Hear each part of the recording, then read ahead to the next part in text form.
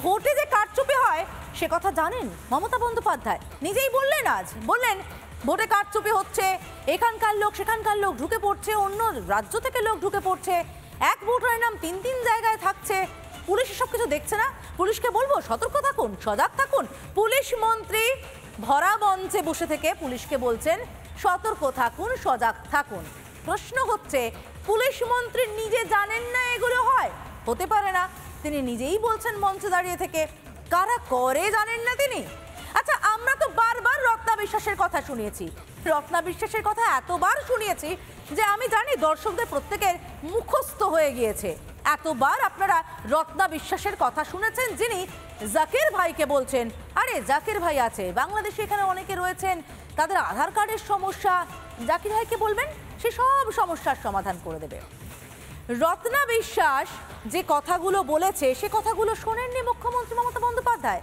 এই যে ছবিগুলো এই মুহূর্তে দেখতে পাচ্ছেন আপনারা, এই যে অনুপ্রবেশের ছবিগুলো, এগুলো যদি আমাদের ক্যামেরায় উঠে আসে, যদি আমাদের ক্যামেরায় উঠে আসে বিভিন্ন রাজ্যে কিভাবে রোহিঙ্গা ক্যাম্প পড়ছে, কিভাবে রোহিঙ্গারা বসবাস করছে, ভোটার তালিকায় চলে যাচ্ছে, কত সহজে এই রাজ্যে ঢুকে 4000 5000 কিছু টাকা দিলেই নাম ভোটার তালিকায় উঠে যাচ্ছে, রেশন কার্ড পেয়ে যাচ্ছে, এগুলো যদি আমাদের ক্যামেরায় আসে মুখ্যমন্ত্রী জানেন না কেন? সব থেকে বড় কথা, বাংলা সংবাদ মাধ্যম একেবারে, শুধু রিপাবলিক না, আমি বলছি গোটা বাংলা সংবাদ মাধ্যম রত্না বিশ্বাসের কথা এতবার শুনিয়ে দিয়েছেন। মুখ্যমন্ত্রী রত্না বিশ্বাস আর জাকির ভাইদের বিরুদ্ধে কি ব্যবস্থা নিয়েছেন? শুধুমাত্র মঞ্চে দাঁড়িয়ে এই ধরনের হুঙ্কার ছাড়লেই কি আদতে পরিস্থিতি নিয়ন্ত্রণ হবে? মমতা বন্দ্যোপাধ্যায় কি বলেছেন শোনাবো আপনাদের এবং মমতা বন্দ্যোপাধ্যায়কে মনে করাতেই সেই বহু চর্চিত কথা রত্না বিশ্বাসের আরো একবার শোনাবো আপনাদের। দেখুন তো মনে পড়ে কিনা কারা ভোটার তালিকায় অন্যান্যদের জায়গা করে দেয়। এক এক জায়গায় একজনের নামের জায়গায় 3টে নাম করে তোলা হয়েছে, ফলে যে একজন অরিজিনাল লোক তিনিও কিন্তু ভোটাধিকার থেকে বঞ্চিত হবেন। এটা যারা করছেন তাদের আইডেন্টিফাই করুন, এবং যারা কম্পিউটারে বসে কাজটা করছেন সবাই খারাপ আমি বলবো না, বা শস্যের মধ্যে ভূত আছে।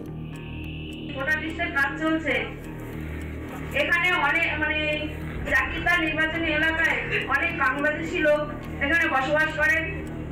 জাকিরদার লিঙ্কটা ভালো, যদি লিঙ্কের কোনো সমস্যা হয়, বাংলাদেশ থেকে যারা এসছে ভোটার লিস্টের নাম তোলার সমস্যা হয়, জাকিরদার এই কাজটা ভালো করে দেবে।